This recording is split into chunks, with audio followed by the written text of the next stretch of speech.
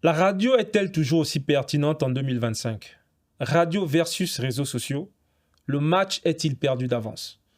Pour y apporter des lumières, nous recevons Carl Rogers Pembrookes, directeur général de la radio Street 103. Je suis Olivier, bienvenue dans le podcast d'Ona.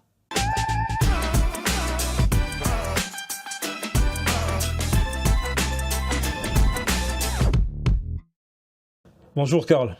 Bonjour Olivier, comment vas-tu? Ça va très bien et toi? Bon, moi ça va, tranquille. Moi je te connais et j'ai l'habitude de faire la même blague à chaque fois. Moi je te connais. Ouais. Plusieurs te connaissent, Ouais. ça c'est sûr. Ouais. Mais pour ceux qui ne te connaissent pas, essaie de te présenter s'il te plaît. Pour ceux qui ne me connaissent pas, mais Carl Rogers, Vantard et Pénard, ça c'est important. Attends, d'ailleurs on va commencer un truc très simple. Voilà. Voilà. Voilà, maintenant, pour ceux qui ne me connaissent pas, je m'appelle Carl Rogers, Vantard et Pénard. Alors, je suis communicant, je suis animateur de radio et de télévision, présentateur, producteur de contenu audiovisuel, je suis coach de voix off et comédien de voix off aussi. Voilà, je suis dans la communication de manière globale, donc j'ai fait mes études supérieures donc en ressources humaines et ensuite en communication. Et donc voilà, j'exerce depuis depuis près de 30 ans dans les médias. Ok. Grosso modo, c'est ça. Attends, tu as fait des études en ressources humaines. Oui. En réalité, j'ai fait des études en ressources humaines et je vais t'expliquer pourquoi j'atterris en... Non, moi je veux savoir pourquoi. Non, Tu vas te retrouver DRH. oui, j'aurais pu. J'ai été au Sénégal à IPG, j'ai fait un BTS en gestion des entreprises, Ok. un bachelor en administration des affaires et ensuite un master donc en GRH, en ARH, parce que nous là-bas c'était administration des ressources humaines. Et donc je vais faire mon stage pour préparer ma soutenance. Je vais dans une agence de com. Et je vais au service donc des ressources humaines et là on commence à travailler et je suis accueilli comme un bon stagiaire, vraiment accueilli vraiment mais très très bien, très épaulé par les aînés. Et puis le DRH m'appelle dans son bureau, il me dit bon écoute, en réalité tu vois les gens avec qui tu manges à midi là, on doit virer quelques gens. Donc ton premier test ça va être d'aller leur annoncer que ils vont plus travailler ici. Maintenant, tu me fais une simulation de comment tu fais pour leur dire ça. Donc, je fais une simulation et tout ça. Mais non, mais tu es violent.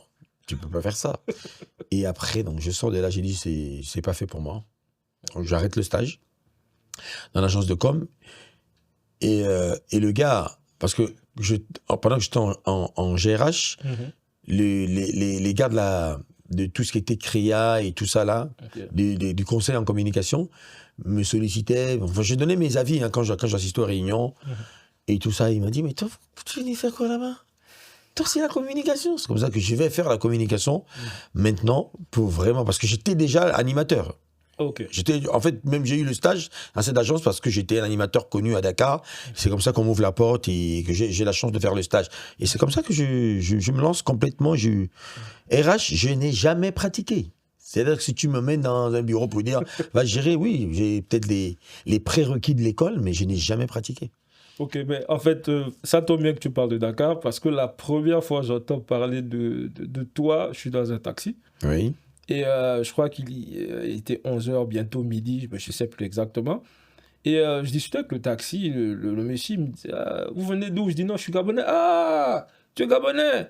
Comme Carl Obama. Carl Obama, c'est qui? Je dis, non, mais c'est un animateur.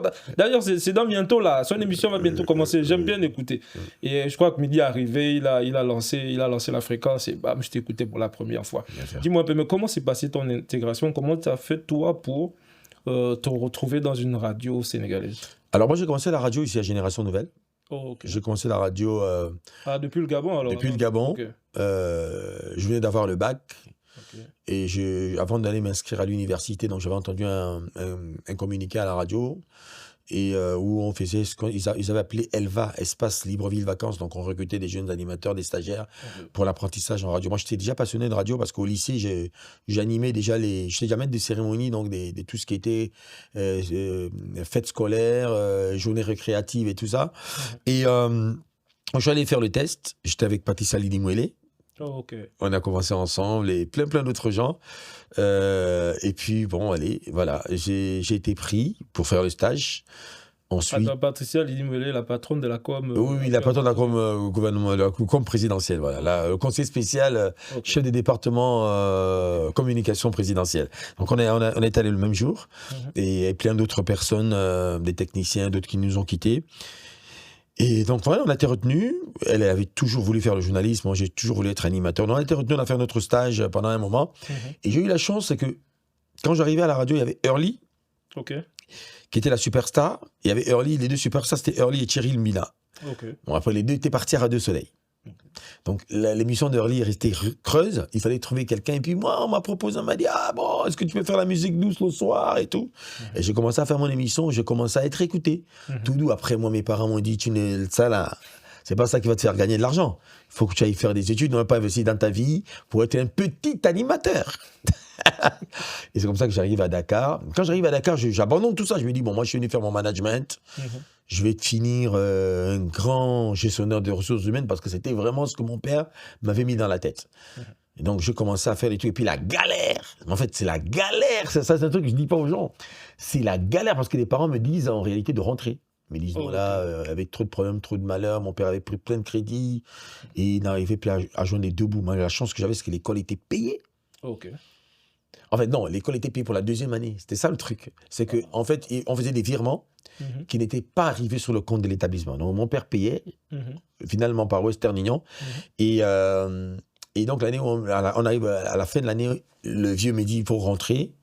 Et l'école me dit, mais ton école l'année prochaine est payée. Ok.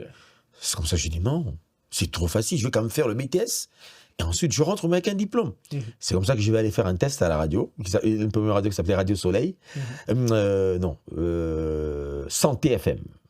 Voilà. Okay. C'était Santé FM, une radio de trucs. Et de là-bas, j'explose. Et on m'appelle à Sorna FM, qui était une radio des femmes à la base. Mais on avait changé donc de ligne éditoriale. Et ensuite, à Sorna FM, on me vire. C'est une histoire de ouf quand même. On me vire parce qu'il y a un problème, un licenciement économique. Ok. Donc, on ne peut pas virer des Sénégalais. Le patron, paix à son âme, Ben Bass, à l'époque, il m'a dit, tu es le meilleur de mon équipe, mais je ne peux pas te garder, tu es Gabonais. Donc, je ne peux pas virer des Sénégalais pour te garder. Donc, et puis, je suis resté là un peu au chômage. Et puis, il y a une radio qui s'appelait Témoin FM, qui m'appelle, qui me dit, oh, on n'a plus que vous ne travaillez plus à Sorna FM, vraiment. Il me propose tout de suite direct d'être directeur des programmes. Là, je venais, oui, donc directeur des programmes. Je dis, ah. Et puis, je lui dis, bon, franchement, Témoin FM, c'est pas un nom de radio. Surtout pour la ligne éditoriale que tu veux. Donc, je fais changer de radio. Je fais appeler la radio Top FM, d'ailleurs. Jusqu'à aujourd'hui, ça existe. Okay. Et des Top FM, je vais être appelé à Nostalgie. Okay. Voilà. Et c'est comme ça que j'explose. Et quand je suis appelé à Nostalgie, pour répondre véritablement à ta question, j'avais beaucoup de boycotts de la part de la communauté gabonaise. Les Gabonais étaient très méchants. Je ne veux pas rentrer dans les détails, mais les Gabonais étaient très méchants. Ils disaient plein de mauvaises choses sur moi. On inventait des histoires sur moi. On m'a traité de tous les noms d'oiseaux. C'est comme ça que j'ai décidé de couper les poings des Gabonais et de vraiment m'introduire et de m'ancrer dans le vrai peuple sénégalais. J'ai appris le Wolof, je mangeais le tchèp, de tous les trucs. J'ai commencé à voyager, même aller à Saint-Louis, aller à Touba, je suis allé au Magal, j'étais dans plein de trucs. Et c'est comme ça. Et puis les Sénégalais m'ont adopté jusqu'à ce que je rentre. Ok. Il y a une partie de ce que tu racontes qui m'intéresse. Tu dis l'année où ton père pouvait plus payer les études. Après, bon, malheureusement, coup de grâce, il y a une année qui est payée. Oui. Il n'y a pas que l'école que l'on paye. Non, mais justement... Comment tu faisais pour manger, par exemple? C'est parce que, justement, en fait, ce qui se passe, c'est que mes parents m'envoient de quoi payer le billet d'avion pour rentrer. La vérité, c'est celle-là. Donc, à l'époque, il n'y avait pas le billet électronique. Ouais. Là, on est en 2001. Oh. On est en 2001, donc... Air Gabon n'est pas encore mort. Donc, on m'envoie le billet. On me dit, oh, le billet pour rentrer, c'est 300 et quelques mille. On me dit, bah écoute, on m'envoie le billet. Et puis, à l'époque, à Dakar, le loyer, c'était 25 000. Et moi, j'ai ma chambre. Ah, là, c'est la belle époque. Ouais, c'était la belle époque. C'était chambre avec des toilettes à 25 000, toutes chattes comprises. Avec les restrictions qu'on avait avant, tu peux pas voir le fer à repasser, tu peux pas voir le frigo, tu peux pas voir les trucs. Mais tu as le courant, tu peux me brancher ta radio, ton ventilo, etc., etc. Avec la chaleur que tu connais de Dakar. Ouais. Donc, moi, j'ai 300 et quelques mille, 360 000, je pense, hein, pour rentrer. J'ai dit, non. Donc, je m'associe avec des frangins, gabonais d'ailleurs, je peux les citer, ils sont toujours là, ils sont, un n'est plus des nôtres, mais il y avait Arnaud Ndonguema qui est décédé, il y a Benjamin Nguema-Mesui qui est directeur commercial responsable de SMAG à Port-Gentil, il y a Clotaire Bazué, que tu connais, qui travaille dans une boîte de la place, et donc on prend un appartement, on prend une maison à 60 000. Ok. Une maison à 60 000 de 3 chambres, ça, donc on transforme le salon en chambre, on a 4 chambres, et ça nous fait 15 000 par mois. Donc 15 000 par mois, si je donne 50 000, j'ai payé 10 mois de loyer. Donc voilà comment, non, c'est comme ça que j'ai joué. Je pars, j'ai dit, bon, voici moi, j'ai payé mon loyer, et puis il fallait maintenant gérer les charges, je pense que c'était 5 000 francs de l'électricité tous les 2 mois. Et donc je donne aussi mon argent de trucs, et puis il y a une partie pour la bouffe. Et là, je commence à aller travailler, donc mon premier salaire, c'est 25 000 par mois. Ah ouais. Je dis que bon, ça peut m'aider dans les petites choses. Et c'est là que je me lance véritablement dans la voix off. Ok. Je commence la voix off à ce moment-là. Parce que il y avait la star de la voix off qui s'appelait Edouard Bunjol Kumba, qui doit faire une pause de voix, mais il est grippé. Sa voix ne sort pas. Et la voix off paye 25 000 chaque spot. Et on dit, mais le Gabonais là, il a une belle voix. Et c'est comme ça que je fais ma pause de voix off. Bam, et on me donne 25 000 quand j'ai dit, mais mon Dieu, il y a l'argent dans cette histoire-là. C'est comme ça que je commence à véritablement travailler la voix off, mais je développe cette partie-là quand j'arrive à Nostalgie. Ok. Ça tombe bien, on va vraiment rester sur le Sénégal. On sait comment ça se passe à Dakar, on sait comment ça se passe au Sénégal. On va dire que tu as eu de gros coups de bol avec tout ce que tu nous as raconté. Et est-ce que tu peux revenir plus en détail sur ton parcours du côté de Nostalgie? Alors, Nostalgie, en réalité... Et nous, on aime parler d'argent ici. Hein. On aime parler d'argent. Oui, Comme tu as commencé vraiment à insister. Non, on va aller sur l'argent. Et surtout, comment tu passes depuis de Sornay FM, etc., à Nostalgie. Voilà. Est-ce que tu peux nous donner la progression, la rémunération de ce côté-là? Bien sûr. Alors, 25 000, je touche ça qu'un mois. Mon salaire, c'est 25 000, je touche qu'un mois. T'es viré ou bien? Non, le mois d'après, on double mon salaire. Le patron, Ben Bass, il m'aimait beaucoup. Il double. Il dit non, le Gabonais là, il aime beaucoup l'audimat parce qu'on jugeait, on n'avait pas de grosse médiamétrie, mais on jugeait le téléphone, l'audimat sur les appels téléphoniques. Parce qu'au Sénégal, les appels téléphoniques sont payants à la radio. Ce qu'on appelle des serveurs vocaux, les numéros qui commençaient par 628 à Dakar. Donc, chaque appel, entre l'opérateur et la radio, il y a un partage. Donc, ce qui fait que on faisait 18 millions par mois de téléphone. 18 millions. Le serveur vocal. 18 millions par mois. Et il dit non, depuis que le Gabon est arrivé là, les ventes ont augmenté. Et les recettes du téléphone ont augmenté. C'est comme ça qu'il me double mon salaire tout de suite. Et ensuite, 3 mois plus tard, on venait la première télévision privée du Sénégal. Donc, en fait, notre radio appartenait au réseau MMDS, comme TVSat à l'époque, c'était eux qui distribuaient Canal+, non pas Canal+, toutes les chaînes sauf Canal+. Donc les TV5, etc. Et là, au milieu, il y avait une mosaïque et il y avait un écran au milieu. Donc nous, on filmait là et on diffusait. Et donc, on nous regardait à la télé. On était devenus des superstars. On était invités dans toutes les kermesses des écoles, dans toutes les grandes fêtes, des artistes nous appelaient dans des soirées. On avait des salons réservés. On était devenus. Moi, on commençait à me faire des photos. J'allais manger à Alibaba ou dans les trucs en ville, à Ponty. J'allais manger, je finis de manger. Et puis, je demande la facture. On me dit, non, c'est déjà payé. Oh non, c'est le monsieur là qui a payé. Non, monsieur là-bas. Oh, c'est la dame qui a payé. Non, c'est le restaurant qui vous offre. Non, puis j'allais en boîte, on m'offrait une bouteille. Donc, c'était des petits avantages. Donc, bam, donc de 50 000, 3 mois plus tard, on est dans la mosaïque, bam, on monte à 100 000. Donc, moi, je n'ai plus de problème dans ma vie. En plus, j'ai fait mes voix off. En plus, je tombe sur une nana super friquée, je préfère taire son nom par discrétion, qui me gâtait, qui me faisait faire des vacances, les avantages d'être une star, mais faisait faire des vacances, on va au Cap-Vert, on va en Mauritanie en week-end, on va au Niger, on faisait quoi, avec l'Europe où c'est difficile pour les visas, mais on a fait le tour, quoi. Donc j'étais bien. Et de là, on me vire. Finalement. On me vire, oui, parce qu'on coupe la mosaïque, on n'a pas des autorisations. C'est pour ça qu'on visualise, c'est un licenciement économique. Donc la mosaïque nous met sur un piédestal. Donc là, on a de pognon, le prix du passage du spot n'est plus le même, là c'est de la vidéo. Et là, donc on me vire pour les licenciements économiques, comme je disais, et je me retrouve au chômage. Et là, quand le monsieur de Témoin FM m'appelle, monsieur Ndiaye, d'ailleurs, il est devenu quoi? On vient de le nommer là. Celui, le président de l'équivalent de l'ARCEP, non, de l'AAC, actuellement au Sénégal. C'est lui le président de l'équivalent de l'AAC actuellement. Ça s'appelle l'RTP, je pense que c'est ça. Donc, il me recrute, il me dit non, je ne peux pas te payer 100 000. Moi, j'ai pas de quoi te payer 100 000. Je vais te payer 70 000. J'ai dit, bon, écoute, moi, en ce moment, je ne travaille pas. Les salaires, c'est... Voilà, je ne travaille pas. Et là, on est déjà en 2003. Je venais d'avoir mon fils Carl Roger Jr., donc c'était galère. Bon, la mère de l'enfant travaillait, mais je suis un homme, mon orgueil ne me permettait pas. Et donc j'ai accepté d'aller travailler pour 70 000. Et de 70 000, je partis de là pour la Nostalgie avec mon premier salaire. Et là, à Nostalgie, j'ai signé un CDI. Donc je quitte de Témoin FM où je suis responsable des programmes à 70 000 pour être animateur simple en Nostalgie à 150 000 et en CDI. Voilà, et là j'ai mon numéro de CNSS et puis on paye toutes les cotisations sociales. Voilà quoi. Donc j'arrive à Nostalgie avec ce salaire-là, 150 000, et quelques temps plus tard je vais être nommé responsable des programmes.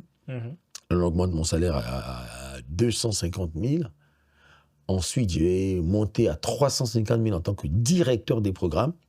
Et là, je vais partir de Nostalgie, parce que je pars de Nostalgie pour aller à Zik FM, qui est une radio que je monte, que j'ai créée en tant que directeur d'antenne. De Bougan Faye. De Bougan, voilà, Bougan Gueye. Voilà, de Bougan. Donc, là-bas, je suis à 500 000 en tant que directeur d'antenne. Et après, je vais revenir à Nostalgie en tant qu'animateur simple avec 400 000. Et voilà, jusqu'à ce que je parte. Ça tombe bien, là on a vu la parenthèse sénégalaise, après tu rentres au Gabon. Oui. Je crois qu'au Gabon tu commences à Label TV ou je me trompe? Non, en fait, moi je rentre au Gabon pour Suite 103. Je quitte Dakar. C'est dans les mêmes locaux, je crois. Oui, on est colocataires en réalité. On utilise. C'est le même groupe, c'était pas le même. Non, c'est pas le même groupe. J'ai envie de dire on squattait, non, on était locataires donc dans le building de Label TV. Moi je suis en Conakry, en fait, je pars de Dakar pour la Guinée-Conakry où je travaille dans une agence de com qui s'appelait Guinée Images. Et de là.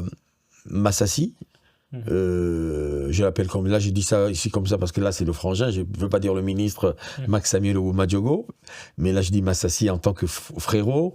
Il passe par M. Pissa Tchambo qui est mon ancien camarade de classe. On a été au lycée ensemble, ensuite on se retrouvait à Dakar et donc on lui confie la gestion donc de Street 103 et lui, il ne se connaît pas en radio et puis il appelle Pissa, il dit mais je suis là, j'ai des problèmes.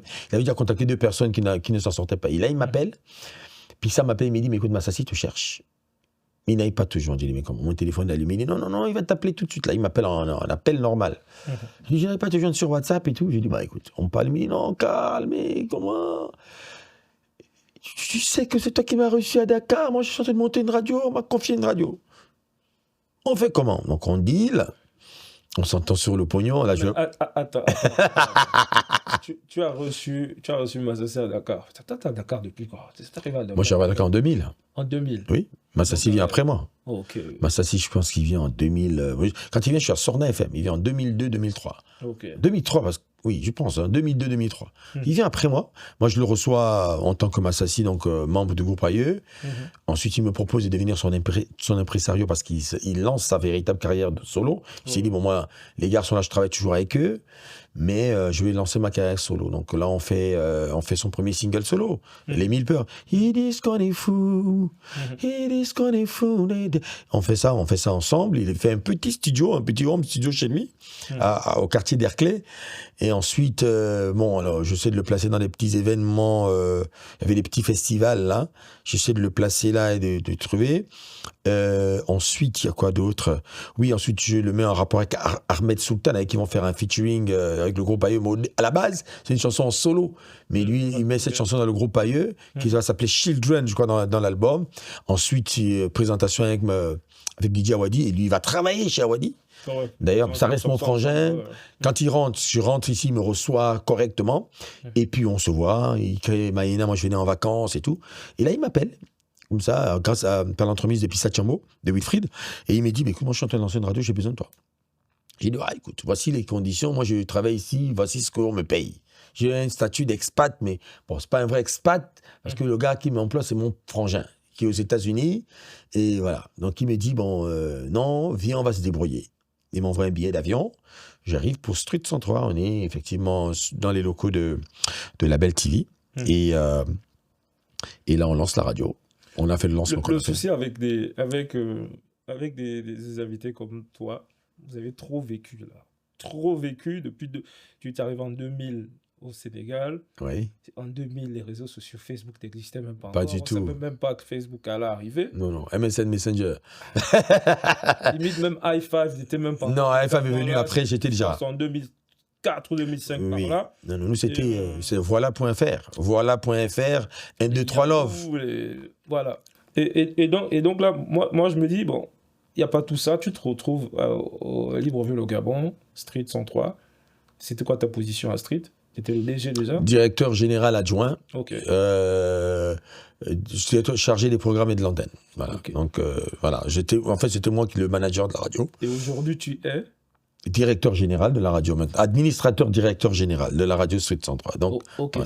Ça tombe bien parce que moi je me pose 1000 questions pour la radio. Bien. Avant de rentrer dans une question qui me turlupine depuis plusieurs années, ça coûte combien lancer une radio? Ça coûte combien? Alors, de manière ramassée comme ça, je peux pas te donner un montant, mais ce que je sais, ce que peut faire la plus petite des radios. Quand je parle de radio FM, je ne parle pas de web radio. Non, il faut prévoir un minimum de 50 millions. 50 millions de francs, minimum. C'est-à-dire que ça, c'est vraiment une petite radio. Parce que je peux te donner... Tu peux juste mettre au centre-ville, par exemple. Non, ça peut mettre dans tout Libreville. C'est-à-dire, de manière ramassée, je te dis, bon, les locaux, parce qu'il va falloir travailler les studios, il faut insonoriser, il faut toute la partie du studio, elle te coûte environ entre 10 et 15 millions, avec tout le matériel du studio, c'est-à-dire les consoles, les inserts téléphoniques, le traitement de son, les cartes son, parce que la carte son pour la diffusion à la radio, elle n'est pas pareille. Tu as un petit rack comme ça là, tu as tout ce qui a un rapport avec le traitement de son, l'internet qu'il faut mettre à la radio, et puis tout le petit mécanisme là, tu en as pour 15 millions. Ensuite, tu as le côté tout le travail, tout le matériel de diffusion, c'est-à-dire les émetteurs, les antennes, les exciteurs et tout ce qui va, le RDS, etc. Et là où tu poses ton émetteur, c'est encore un endroit où tu dois payer. Donc tu es aussi à peu près dans les 10 millions de tout ça là. Ça dépend de la capacité de ton émetteur. Je dis à 25 millions. Ensuite, il y a la partie ressources humaines. Il faut payer les animateurs. Mais avant ça, il y a quand même la partie autorisation. Je crois. Oui, il y a la partie autorisation. Complètement. Oui, tu payes, tu peux pas. Tu as la redevance annuelle. Mais avant la redevance annuelle, il faut déjà que tu aies l'autorisation de l'ARCEP qui va t'envoyer à la NINF. Donc tu payes à l'ARCEP, tu payes à la NINF. Ensuite, là, avant ça, tu as le ministère de la Communication parce que tu dois avoir un agrément. Technique qui est à 300 000 francs si tu es une SARL. 300 000 encore, ça va. Mais c'est tous les 2 ans. C'est tous les 2 ans. Okay. Voilà. Donc, il y a cette partie, puis il y a toute la petite paperasse, les allers-retours. Et puis, voilà quoi. Non, les autorisations, ça ne dépasse pas 2 millions avec tout ce qui va avec les coca pour que ça évite. De façon globale, on est donc à 50 millions. Toute petite radio. Voilà. Mais une petite radio une petite radio qui sonne bien. 50 millions, ok. Mais moi, je me dis, nous sommes en 2025. Ouais. Ben 50 millions pour une radio. Sachant qu'aujourd'hui, Internet, Oui. les réseaux sociaux sont devenus quasiment la première source d'information Oui. des Gabonais. Oui. Selon toi, Oui. je sais forcément que tu vas défendre la radio, je le sais. Mais si j'étais un investisseur, est-ce pertinent en 2025 d'investir dans la radio? Ben, écoute, moi je te réponds de manière très pratique. Et comment, et surtout comment je récupère mes sous? Après avoir investi, on va dire 50 millions, au bas mot 100 millions pour lancer ma radio. Une vraie radio, ouais. Au bas mot 100 millions, oui. Ok, comment moi je récupère ces 100 millions? Ben, par le seul moyen, le seul moyen qui fait vivre la radio, qui permet de faire rentrer de l'argent à la radio, c'est de vendre les contenus, vendre les espaces publicitaires, c'est tout. Il n'y a rien d'autre. La radio, il n'y a pas de magie. Donc les espaces publicitaires, moi je sais ce que c'est, mais ceux qui nous regardent, je pense pas. Oui, tu fais sponsoriser tes émissions. Logiquement, un sponsoring d'une émission, un sponsoring exclusif sur Street 103, c'est 5 millions pour une émission d'1 heure. Okay. Si tu sponsorises 4 émissions, ça te fait 2 millions par mois. Ouais. Ce qui fait que tu as déjà réglé un bon problème. Tu as déjà réglé la partie animateur, tout, tu vois. Ça, c'est le sponsoring. 5 millions. Si tu sponsorises, j'ai dit 5 millions. Donc, si tu sponsorises 4 émissions, ça fait 20 millions par mois. Encore faut-il que tu aies des clients au Gabon, parce que le problème, on va y arriver.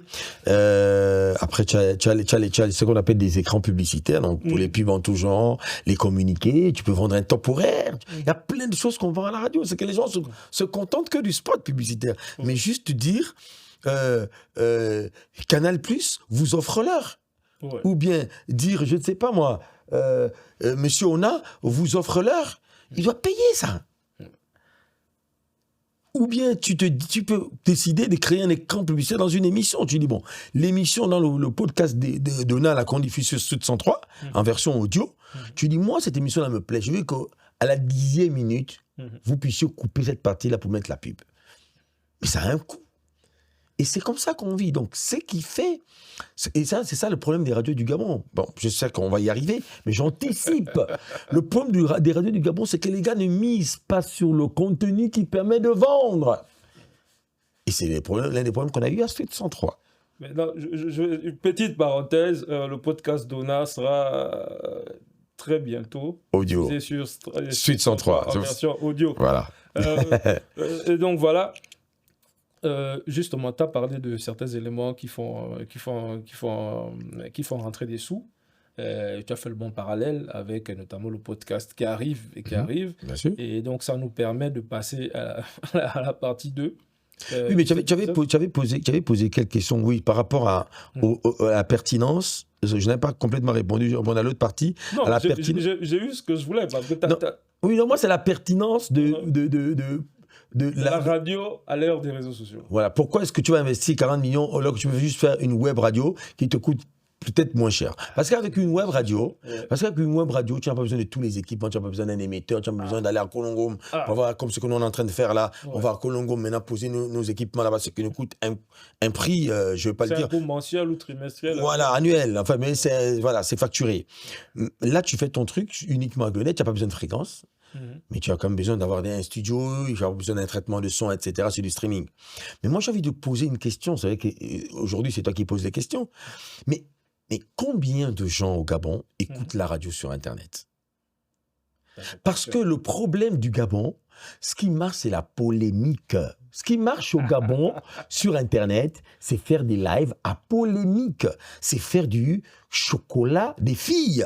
Injurier, faire l'impolitesse, je le dis. C'est pas pour taquiner quelqu'un.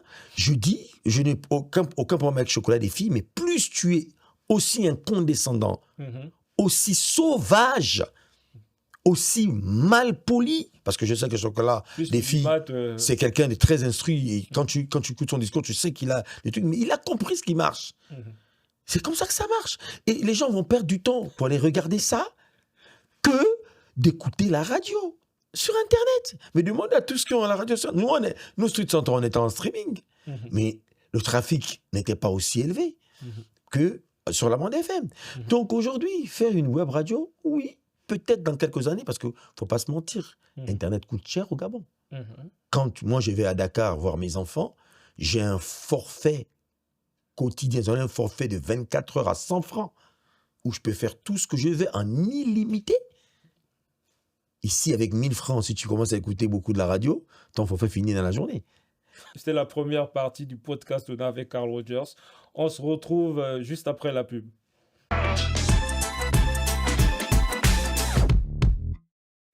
Nous sommes de retour sur le plateau du podcast Dona, toujours avec notre invité Carl Rogers.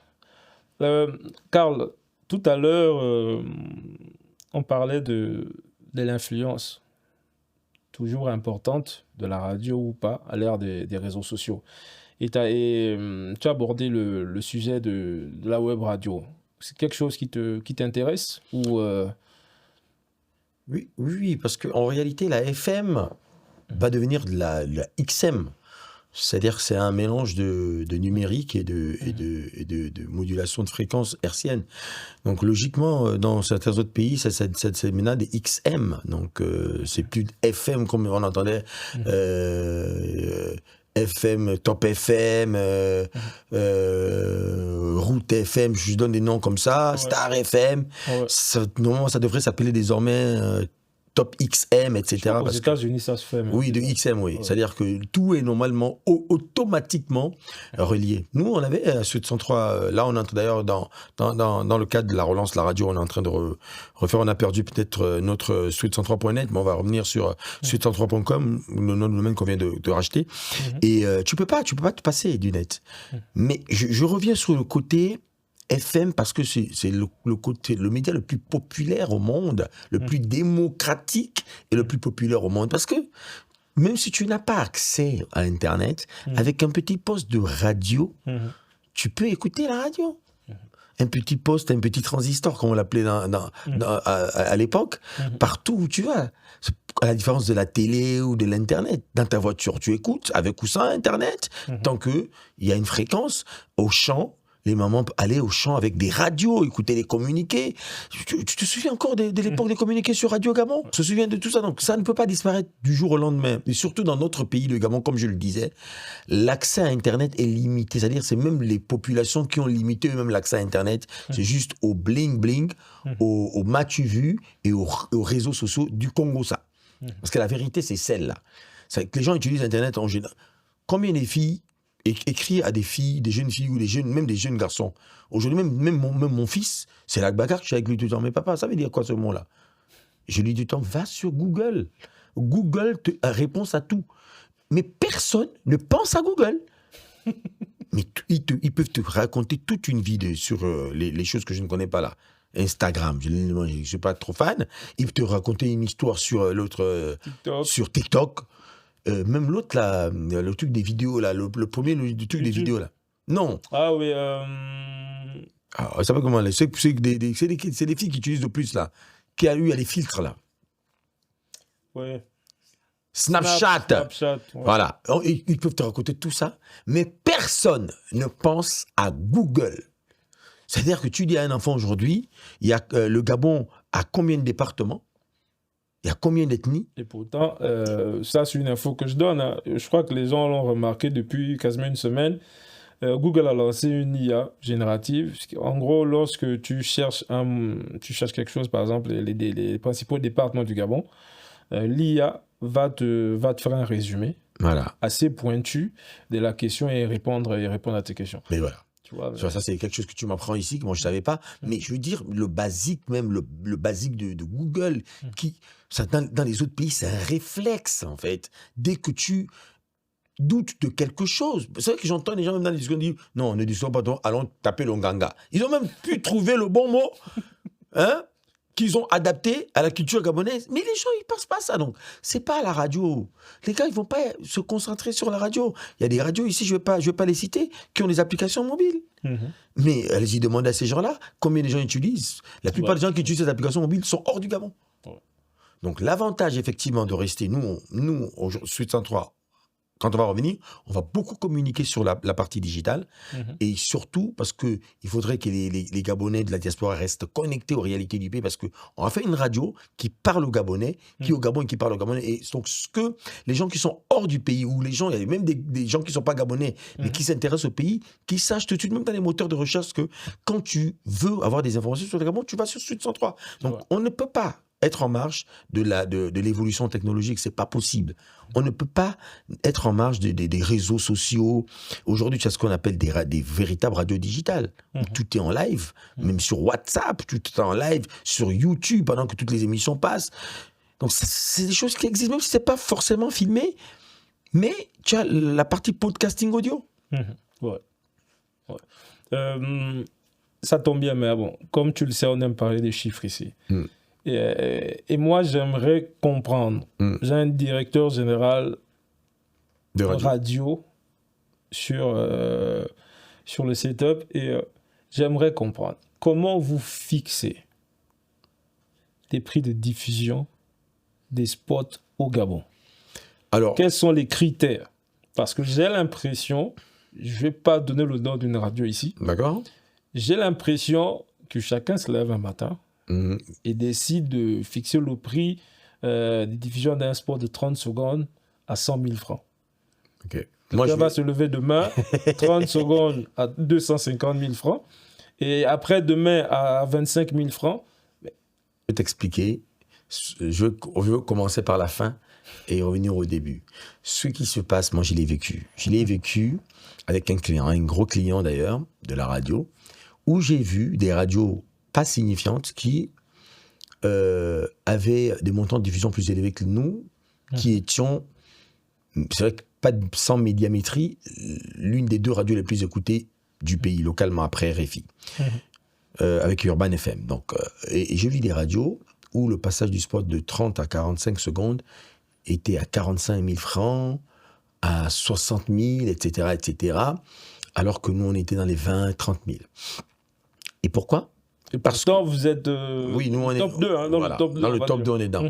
Pourquoi? Parce que c'est les clients, en général, qui avaient des mangements avec certaines stations. Je le dis comme ça, sans citer qui que ce soit. Mais il y a des gars qui ont dit aux gens, écoute, mets tel prix, moi, c'est moi qui signe, je valide. Mets tel prix, moi, je mets. Donc, et ils mettent ça, ils gardent ça, ils se disent, ah, bon, si le podcast de on peut payer ça, pourquoi vous n'allez pas payer ça? Mais la fixation, pour revenir à la question initiale, la fixation du prix du passage d'un spot, pas qu'au Gabon, obéit à certaines règles. Il faut prendre en compte certains aspects tels que le contenu de l'émission, ce que ça vaut en termes de ressources humaines. Parce que si, pour produire le podcast d'Ona, il faut... Je vois ici toute l'équipe qui est ici, il y a 5, 6, 7 personnes. C'est pour ça qu'en réalité, dans une vraie grille tarifaire, le prix du passage n'est pas le même dans toutes les émissions. Ouais. Si vous remarquez bien, dans une vraie radio, le prix du passage ne peut pas être le même sur toutes les tranches horaires. Donc la tranche horaire la plus écoutée, parce qu'elle utilise plus de ressources, plus de ressources, que ce soit en termes de frais de production, que ce soit en termes de ressources pour la production, c'est cette tranche-là qui sera beaucoup plus élevé. Le coût, là, sera beaucoup plus élevé sur cette tranche. Si c'est une tranche comme chez nous, à Sud 103, la tranche où la pub est moins élevée, c'est de la pause café. Donc, entre 13h et 15h, c'est une partie détente, on ne met que des slow et tout. Mais le jour où la pause café devient une radio écoutée, parce qu'à un moment donné, on écoutait la pause café. La femme avait dit, bon, moi, il faut que je mette une rubrique cuisine, il faut que je mette des conseils pratiques, ce qui nécessite qu'il va falloir recruter une chroniqueuse, il va falloir recruter des chroniqueurs et des gens, il va falloir amener des gens en reportage pour prendre des trucs, on va peut-être faire travailler un cuisinier, aller de temps en temps faire des reportages dans un restaurant ou chez des chefs cuisiniers. Ça implique des dépenses, et ce sont ces dépenses-là qu'on essaie de reporter au moment de la diffusion du spot. C'est juste ces petits aspects qui sont simples. Mais tu ne peux pas être une radio qui n'est pas écoutée, que personne ne te connaît, et puis tu viens dire que toi, tu fais le passage du spot à 80 000, de 30, 45 secondes. C'est énorme. C'est énorme.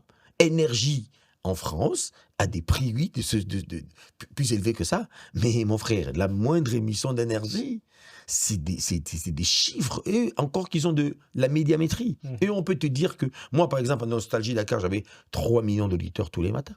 entre 9h et 12h. Arc-en-ciel. C'était comme ça. Il y a une vraie médiamétrie en fonction des pourcentages. Je t'ai dit là, il y a des jours où j'ai battu le 10 matin. Je pense que c'était un M24 décembre, j'ai eu 5 millions d'auditeurs. M24 décembre, je faisais une émission de jeu où on offrait des cadeaux et tout ça. Et on a explosé le dimanche, on était à 5 millions.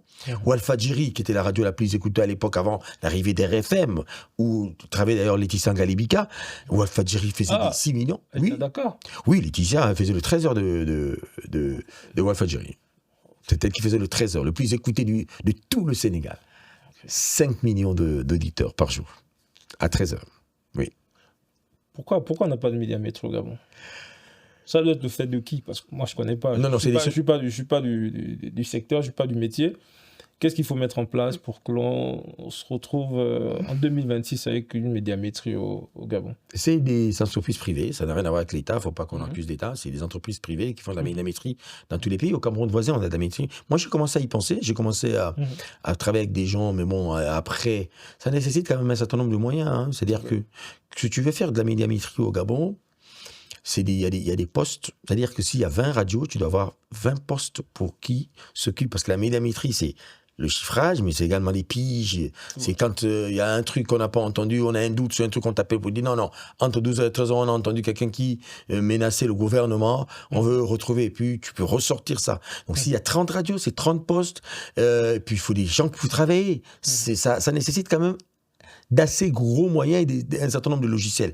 Moi, je connais un peu les mécanismes, mais je suis allé chez tous les bailleurs de fonds avec un business plan, mais le pays qu'on appelle le Gabon, c'est un pays où on ne fait pas confiance aux jeunes. Le businessman, c'est lui qui décide du business qu'il veut. Quand quelqu'un te dit qu'il veut faire une radio, il ne sait pas pourquoi il veut la faire, ni comment ça se fait. Il te dit, bon, l'autre là, une radio, moi aussi je vais faire ma radio là. Et c'est ça le problème. Alors, quand quelqu'un vient avec des bonnes idées et dire, écoutez, nous, on veut faire une société de médiamétrie, voici ce que ça coûte. On dit, bon, mon petit, vraiment, en ce moment, c'est un peu dur. Hein. Après, tu entends qu'il est en train de construire un immeuble. Tu entends que... Donc, c'est... Non, la médiamétrie, c'est possible. C'est possible, il faut juste un peu de volonté et un peu de moyens.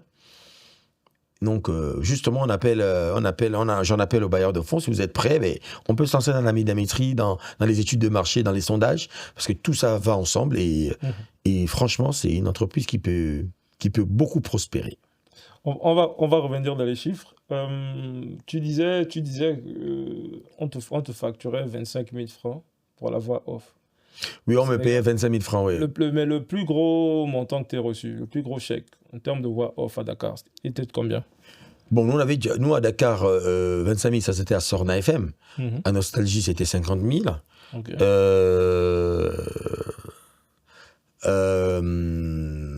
Après, on avait fait un collectif des comédiens de voix off au Sénégal où on avait décidé de plus prendre de plus accepter moins de 100 000 à Dakar. Et là, moi, je suis à 200 000. Ça, c'est mon prix pour faire une voix. Ça, c'est au Gabon maintenant. Oui, mais même déjà au Sénégal. Okay. Mais au Sénégal, il y a des gars qui sont à 300 000, 400 000. Je connais un gars comme Big John. Je t'enverrai sa voix en off. Tu vois, lui, il ne prend pas moins de 200 000. Moi, j'ai travaillé avec les plus grandes agences. Moi, je suis monté aux enchères. C'est quand j'ai commencé à avoir des marchés d'exclusivité comme à Orange, parce que j'avais quand même un contrat avec Orca, avec Orange Zone. Okay. Où je faisais les spots de toute la zone orange, Afrique. Et donc, comme j'avais un contrat... Afrique francophone, qu'on fait, ça veut dire le Sénégal, Côte d'Ivoire, Guinée okay. Cameroun, etc. Okay. Et Centrafrique aussi. Et ça payait combien? On aime l'argent. Hein? Ça payait combien? Non, j'avais le contrat à lui, il était à 5 millions. Ok. D'exclusivité pour ne plus jamais poser pour un concurrent. Okay. Donc, plus jamais une autre compagnie téléphonique, mais je peux faire mes voix d'autres. Mais tant que c'est compagnie téléphonique, non. Donc, j'ai cette partie des 5 millions pour l'année. Et après, de chaque production, on me paye. Okay. 550 000 à voix off. Maintenant, dans les 5, par exemple, avec Orange, 5 millions l'année. Ça, c'est pour le contrat d'exclusivité. C'est juste pour la voix. Ça, c'est qu'ils payent le studio, tu vas, tu poses ta voix et c'est tout. Non, 5 millions, c'est pour l'exclusivité. Ça veut dire juste l'exclusivité. le contrat d'exclusivité. Okay. Mais à chaque production, je suis payé. Tu étais payé à combien chaque 150 000 la voix off. 150 000. Chaque production, j'ai d'ailleurs travaillé avec Christophe Babala, qui sera votre invité. C'est comme ça que je l'ai connu à Macan Dakar, parce que j'étais la voix d'Orange et lui, il travaillait pour l'agence. Okay. Et donc, on lui disait, c'est un Gabonais qui est la voix officielle d'Orange. Et voilà, c'est comme ça qu'on s'est connus. C'est mon petit frère, on ne s'est plus jamais séparés depuis ce jour-là. Donc, c'était 150 000 la voix avec en agence. Je ne sais pas combien l'agence facture. Parce que moi, je ne suis pas en contact direct avec le client. Cette affaire d'agence, là. Donc, moi, je n'ai jamais été, rarement en contact direct avec le client. Là, aujourd'hui, j'ai fait des voix pour les autres compagnies, pour Airtel. Je ne suis pas en contact avec Airtel. Je suis en contact avec AG Partners. Donc, c'est que AG Partners facture à son client. Je n'en sais rien. Ce que je facture à AG Partners, je ne le dirai pas ici. Mais... t'as déjà signé un contrat d'exclusivité au Gabon? Non, pas encore. Pas encore. Pourquoi pas, d'après toi? Pourquoi c'est pas le cas? Pourquoi? Mais parce que, déjà, je veux vous dire quelque chose de marrant avec ce pays. Je ne sais pas si on ne considère pas vraiment la publicité dans ce pays. Je pense qu'on ne considère pas assez comme en Afrique de l'Ouest. La preuve, Olivier, c'est que moi, je gagne plus d'argent dans les postes de voix à l'extérieur qu'au Gabon. Et je vais revenir sur quelque chose d'extrême. Je ne vais pas citer le nom, mais j'aurais pu. Mais les gens vont comprendre, ça va être très simple. Une entreprise locale qui a des succursales hors du Gabon. C'est une entreprise gabonaise, qui a des succursales hors du Gabon. Je fais pour les succursales du Bénin, de Côte d'Ivoire et du Sénégal, on me paye un montant. Quand l'agence de com me sollicite pour le Gabon, qui est la maison mère, il me propose la moitié. Il pleurniche. Oh non, c'est trop cher. J'ai dû faire quelque chose que je ne fais jamais. C'est-à-dire parce qu'en réalité, tout contrat a une clause de confidentialité. J'ai dû envoyer des documents confidentiels à une amie qui était dans l'agence pour dire, mais non, là je te parle entre frangins. Voici ce que, pour la même boîte, on m'a payé au Bénin. C'est vous, la maison mère, qui est là, au bord de mer. Mais au Bénin, on me paye plus cher. Côte d'Ivoire, j'ai fait. Discussion jusqu'à, mais tu sais, eux, ils sont développés. Eux, la publicité, c'est pas comme ici. J'ai accepté. Il faut que je nourrisse mes enfants. Mais c'est quand même incroyable, non, tu trouves pas? C'est incroyable. En fait, tu m'as un peu mâché le job à ce niveau parce que j'allais te demander, vu que tu as travaillé en Afrique de l'Ouest, j'allais te demander, entre l'Afrique de l'Ouest et l'Afrique centrale, quelle est la zone qui, selon toi, a compris l'importance sur la place de la radio dans la com? Mais je crois que j'ai... Non, c'est fait, la réponse est claire. Non, les gars, ils sont... Après, la culture ouest-africaine est très, très com. La culture ouest-africaine est jusqu'aujourd'hui, on écoute la radio au Sénégal, on écoute en Côte d'Ivoire. Les radios, d'ailleurs, ne font connaître en Côte d'Ivoire, au Sénégal, au Mali, en Guinée-Conakry, au Niger, les endroits où je suis parti. Même en Mauritanie voisin, en Gambie. Les gars qui sont très radio. Et finalement, nous, au Gabon, on est très quoi? Parce qu'en vrai, on va faire la com de Canal, mais bon, nous sommes diffusés sur Canal aussi. On remarque, par exemple, que soit au Bénin, on a A+, qui était vendu de base comme une chaîne panafricaine. Là, on a maintenant A+, par exemple, Bénin. On a A+, Ivoire, etc. En gros, ça marche. La télévision, la radio, ça marche. On a, par exemple, à Abidjan, on a Trace FM. Oui. C'est-à-dire, en fait, l'Afrique de l'Ouest est très radio. A un marché. L'Afrique centrale, non? Non, en fait, c'est pas ça. L'Afrique de l'Ouest a un marché. Peut-être du fait de la démographie, parce que le Gabon, c'est un petit pays de 2 millions d'habitants à peine. Même si, en termes de ratio, on est des grands consommateurs. OK? C'est pour ça. Et puis, c'est cher chez nous. Ça coûte vachement cher. Mais tu peux pas capitaliser. Moi, avant d'arriver au Gabon, de partir du Sénégal, c'est quoi, ça s'appelle Live TV maintenant, non, c'est ça? Live Radio. Ça s'appelait comment avant? Ce qui a été racheté d'ailleurs, c'était un concept du groupe Lagardère. Okay. Et je crois qu'ils sont toujours au Sénégal. Ils voulaient s'implanter au Gabon. Ils sont venus faire une étude de marché. Ils se sont rendus compte qu'ils ne peuvent pas. Parce que Trace, payer la franchise de Trace FM, c'est une franchise. Payer la franchise de Trace FM coûte vachement cher par an. Comment tu fais pour capitaliser au Gabon quand on sait qu'il n'y a pas beaucoup d'annonceurs, parce que les annonceurs gabonais sont, en gros, en tout et pour tout, 10. C'est-à-dire qu'il n'y a, Ce sont pas, les mêmes. il y a pas plus de 10 annonceurs. Et quand je dis des annonceurs, ça c'est de manière globale. Mais les annonceurs fréquents, c'est-à-dire ceux qui communiquent fréquemment sur des différents supports de communication, sont 5. Je peux les citer du bout des doigts. Bon, Carl, je vais être un peu l'avocat du diable. Est-ce qu'il y en a que 5 ou 10 parce que communiquer au Gabon, ça coûte cher? Placer un spot sur Street 103, ça coûte cher. Non, ça coûte, Selon eux, ça coûte- sur Gabon Télévision, ça coûte cher. Oui, mais ça c'est selon eux. Heureusement que tu le dis. Parce que moi, Street 103, quand j'ai fait ma grille tarifaire, je me suis basé sur la grille tarifaire de Nostalgie Dakar. Et j'ai divisé les prix en 2. Pour Street 103, c'était dans ma grille de lancement. La grille de lancement, j'avais pris le prix de Nostalgie, je divise et je mets le prix net du Gabon. Parce que, non, et n'hésite pas, mais c'est tellement simple. Allez-y, écrivez à une radio, faites un mail, tracefm, contact@tracefm.ci. Allez-y, demandez aux autres, vous leur demandez de vous envoyer leur grille tarifaire, vous allez comprendre qu'en fait ici, ce qu'on facture ici, c'est des miettes. Mais regardez l'expansion des chaînes de télévision et des radios en Côte d'Ivoire. Ouais. Mais les gars communiquent et ça marche. Ils ont des moyens de produire. Aujourd'hui, vous voulez demander à quelqu'un de venir produire une émission sur une chaîne gabonaise, sans moyens de production. C'est-à-dire que quand Canal+, je dis ça, mais vraiment, je n'ai pas les chiffres exacts, mais Canal+ met au moins 3 millions pour chaque épisode d'une émission, pour produire. Au minimum, 3 millions de francs CFA pour un seul épisode, pour un numéro d'émission. Toi, tu veux venir me dire que même pas 10 000, tu veux que je te produise une émission qui va égaler une émission de Canal+. Quand c'est midi, si je te dis le prix, combien ça coûte de produire une émission de c'est midi sur la RTI, tu veux que Midi Première de Vanessa Delica produise la même chose, par quel moyen? Ce n'est pas possible. Tu veux vendre, c'est ça que on revient à la facturation. Si tu veux me facturer un spot, mets les moyens de produire ton émission de telle sorte que tout le monde dit « Ah ouais, ça c'est là que je communique. Ouais. » Et là tu dis « Mon frère, mais tu vas payer. » Moi aujourd'hui, Sud 103, je ne diffuse qu'à Libreville. Si demain je commence à diffuser à Port-Gentil, à Libreville et Port-Gentil, et Oyem, et Franceville, ne serait-ce que les 4 grandes villes, mais ma grille tarifaire, elle change, mon frère. Forcément. Forcément. Parce que tu touches un plus large public, tu dois payer cette partie-là. Parce que moi, le fait que je mette un émetteur à Franceville, sur le locaux, par exemple, d'Airtel ou de Gabon Télécom ou de c'est un coût. Du ministère de la Culture, je paye.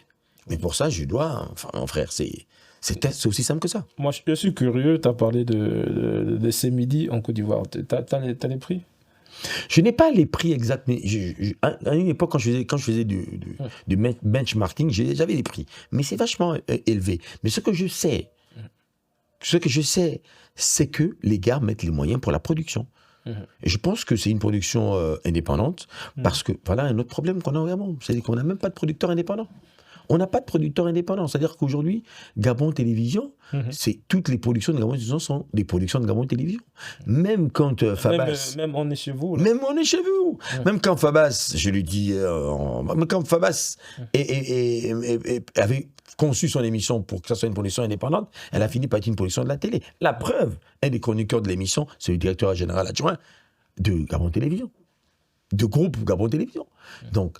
Là, on a beaucoup de problèmes dans ce pays et j'espère qu'on va arriver un jour à le faire. Moi, j'ai voulu... Non, Carl, excuse-moi. Oui. En fait, là, tu m'as tendu une perche, là. Pourquoi, selon toi, là, je pense qu'on sort un peu du cadre, mais on reste dans le cadre quand même un tout petit peu. Pourquoi des programmes tels que le podcast d'Ona ou autres ne sont pas diffusés en télé ? Alors, il y a deux choses. Il faut s'entendre.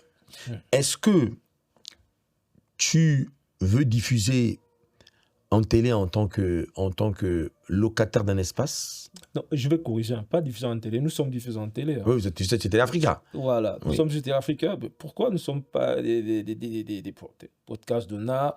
Il y en a plusieurs d'ailleurs. Pourquoi Nous sommes pourquoi pas les diffusés télés, sur... pourquoi les télés ne récupèrent pas vos contenus pour les diffuser? Exactement.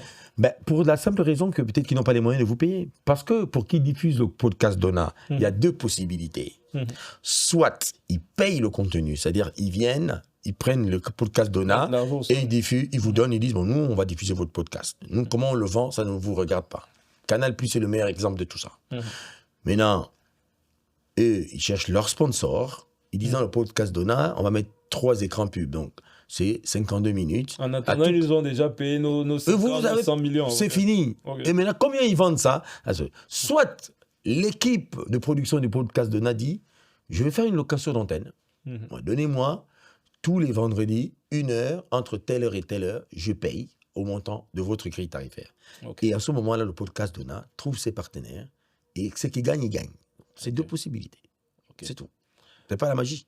Je pense que c'est Daftec qui avait raison parce que tu es son père spirituel en griffe. Et un épisode avec Carl Rogers, c'est pas évident. Je pense qu'avec Carl Rogers, c'est peut-être 10 épisodes. Oh, ah oui, j'ai vu qu'elle a dit qu'il faut 3 podcasts, oui. Donc, merci Carl. Merci Carl d'être passé nous voir. Merci beaucoup. C'est moi qui vous remercie. Je ne sais pas si tu as un mot de fin. Tu as passé plein de messages. Je pense que les gens ont capté. Mais si tu as quand même quelque chose à dire en plus, vas-y. Non, juste pour encourager le podcast Dona, pour dire que l'avenir, c'est le podcasting. Et qu'on espère simplement que les gens vont se concentrer un jour pour regarder un peu plus de contenu que de la polémique sur Internet. Parce qu'il y a des choses intéressantes. Moi, je ne suis pas... je suis sur TikTok parce que Fabas m'avait forcé. Moi, je ne peux pas passer mon temps à regarder des gens en train de danser, en train de se bouger les fesses. Donc, franchement, je n'ai pas ce temps-là. Et la plupart des influenceurs gabonais, j'étais déçu par une, dont j'étais le nom par discrétion. On m'a dit que c'était une créatrice de contenu. Donc, moi, j'avais un programme à la radio. Je me suis dit, elle est bien, la fille. Et quand je vais sur sa page, elle a beaucoup de followers, et beaucoup de machins, des vues. Elle ne fait rien que danser. Donc, et c'est ça qui intéresse les gens. Donc, moi, comme je ne vais pas danser, je ne veux pas être sur TikTok, ça ne m'intéresse pas. Donc, franchement, je pense qu'il faut qu'on mise un peu sur des contenus comme le podcast Dona, où on parle des vraies choses, où on peut instruire un peu la population. Et moi, c'est ça mon combat. Donc, Street 103, le plus important, c'est que Street 103 revient bientôt sur 103 FM. Et c'est un rendez-vous que je donne à tout le monde. On va faire de la vraie radio, de la très vraie radio. Carl Ford, de la vraie radio avec Street 103. Le rendez-vous est pris. Merci encore de nous avoir suivis. Vous étiez dans le podcast Dona.